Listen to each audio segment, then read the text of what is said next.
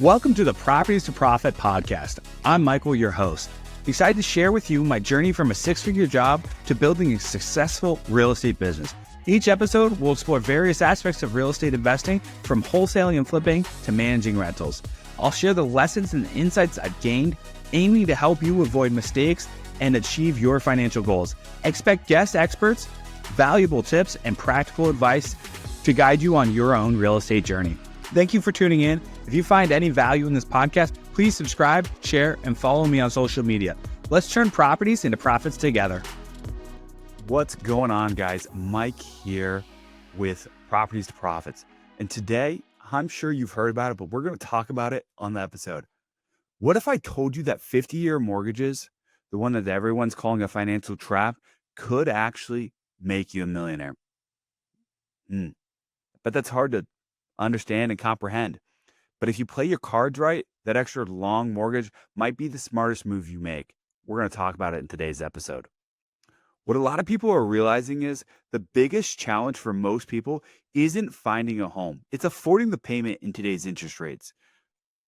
People are losing jobs, being harder and harder. Taxes are up, making the home affordability just not that great. I think the average homeowner is the highest it's ever been.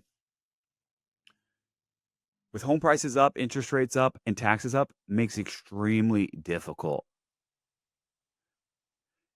That 30-year mortgage that we've all thought we were going to own is just becoming out of reach. For the first time in a long time, there's more sellers than there are buyers who can afford houses right now. So a lot of everyday Americans can't afford the house. Not if they're going to buy it anyway. For someone making good money, managing bills, cars, maybe kids, that extra couple $100 a month maybe makes or breaks the deal. And that's where the 50-year mortgage comes in. It lowers your payment, sometimes by a couple $100. And a lot of people, that's the difference between getting a house and renting forever. If that was all that was keeping you from renting, wouldn't you want to own the house? Well, that's what the 50-year mortgage is going to do. And we're going to talk about how maybe if you're not in that desperate need of that extra $200, we're going to break down the math of how getting a $500,000 loan over 50 years versus 30 years, the 50-year option may surprise you. It all depends what you do with that extra cash. Let's talk about this $500,000 example. You're buying a house with 10% down. That's a $450,000 loan. On a 30-year mortgage now, 6% down payment, let's assume that's $29 or $26.96 a month. Now, let's talk about what that 50-year mortgage would look like. On that same house, 6.5% rate, same down payment, you're at $24.48. That's a difference of $248 every single month. Now, if you didn't need that money and you could afford the 30, here's where I'm going to argue. Taking that money and investing it, if you're disciplined, don't go spend that money. Because if you can plug that away and earn 12%, which I understand people could say is difficult. I've done it for years and have lots of ways to do that, and I could talk to you about that. You do that in stock, real estate, and businesses. After 30 years, the compound effect of that $248 being deposited into an account that gets 12% annual interest, that's $868,000. That pays off the remaining balance of your house, assuming you never refinance. Let's just say you keep that up for 50 years. That becomes $7.5 million. Let that sink in. $250,000 of savings compounded turns into generational wealth. Can change your family tree forever. This 50-year mortgage, if used correctly, will be life-changing for people. Now, here's the thing, that $250 doesn't seem like a month. Much. $248 a month, round up to $250. But for most families, that's gas, groceries, maybe even a portion of the car payment. That's the difference between barely affording and actually living. So that 50-year mortgage may open a lot of doors for some people. may get some people that are grinding, paying their bills, and just needing a little bit of breathing room to be able to get their own house. It may give them that option. But if you're someone who's already ahead and you can get that 30-year, maybe in a 15-year, I encourage you to stretch that mortgage out as long as possible and figure out how to make 12% on your money. Be a lot more life changing for you instead of getting that 6% rate or that 5.5% rate for a 15. Can you imagine what an extra $850,000 over 30 years will do for your family, or 1.7 over 50, or 7.5 over 50? That's life changing.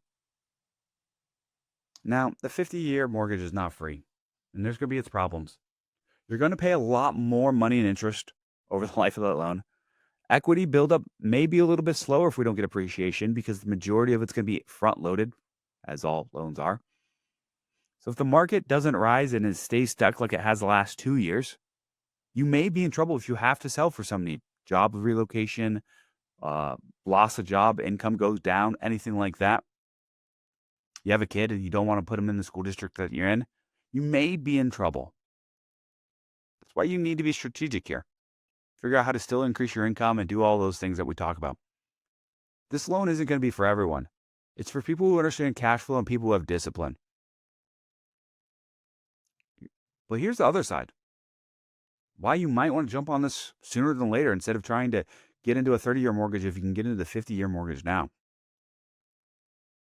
When it becomes reality, which I think it's going to, more buyers will enter the market. Buyers that have never been able to enter this market. Usually that pushes demand. And with that, home prices go up, at least in the short term. We'll see what rates do after that. So the thing that helps more buyers get in may also make it more difficult. And we all know it doesn't take much for a $250 payment to get eaten alive. I haven't done the math, but I'm guessing it's 6 to 7% price increases on a house. We average that every 2 years. So if you're strategic and you're disciplined and can take that extra $248 a month, you have flexibility, you have options. You have a way to set up your family for a very long time. If you're someone who's not and you're going to go blow that money, you may put yourself in a dangerous situation depending on what the market does. So make sure you know yourself and what you're going to do. And I think this is a great option for people that is the only way to get into the house. And if you can create generational wealth by saving that $250 a month at 12% annually compounded, that's life-changing for all of us. So the key takeaways I want you to get, stretching your loan may not be a bad thing. Remember, wasting your savings is. That 50-year mortgage gives you options. What you do with them determines your outcome. Remember, compounding always wins over time. Cash flow is freedom, especially in this world of higher cost every year, it seems. So the question I want you to think about, would you take a 50-year mortgage if it meant that you could have $7 million in wealth, not including the paid off house that you own? Remember, it's not about the loan. It's about how you leverage the loan product. Play the long game, use this money wisely. You can turn that savings on a home payment into life-changing money to help you and your family. That's pretty powerful. What would that do for you and your family? If you guys know me, I also believe government's going to print more money, which is going to send assets higher, which is going to send the stock market higher. I'd rather take that $250 and invest in other assets that can get me 12% return. I believe I can crush that over a 50-year period of time. What could you do with that money? What do you plan to do when the 50-year mortgage runs out if you're looking into a house? For me and my family, I'm probably going to extend all my loans, take that extra cash flow and invest it in something that pays me at least 12%. I think it will change our lives. But I'll keep you in the loop. I'll let you know what we do with it. Let me know what you guys thought of this. What are you going to be doing when 50-year mortgages come out? Will you stick to the 30?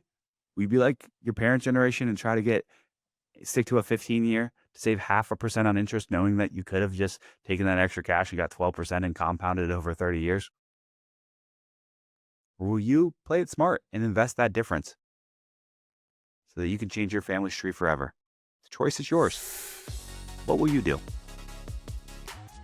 Thank you for listening to the Properties to Profit podcast. I hope you found today's episode valuable. If you enjoy the show, please subscribe and share it with others who might benefit. Follow me on social media for more updates and tips. Until next time, keep turning properties into profits.